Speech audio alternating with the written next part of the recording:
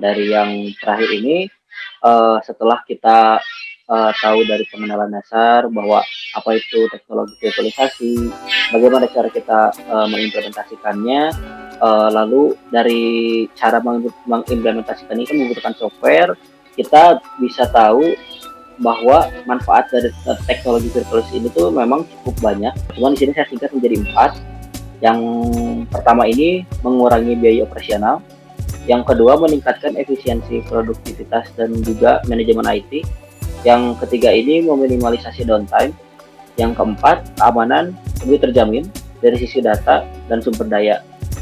Kenapa saya sebutkan 4 ini? Ini akan membahas sebagai pengguna yang paling jelas adalah kita berarti tidak perlu memikirkan seberapa besar modal yang perlu kita siapkan untuk menyiapkan server fisik, karena misalnya proyek kita membutuhkan suatu server. Nah, dari kita memanfaatkan teknologi virtualisasi, berarti kita akan memangkas habis modal untuk memikirkan hal itu.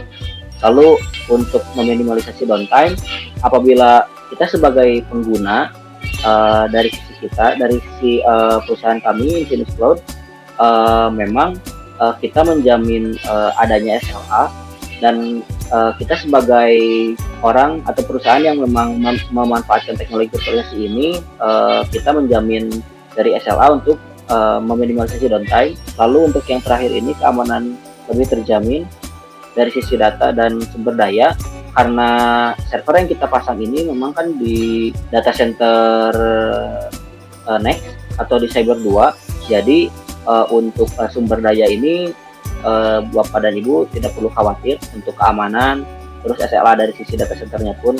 Jadi untuk masalah listrik, suhu, lalu internet dan hal lainnya ini Bapak dan Ibu jadi tidak perlu khawatir mengenai hal itu.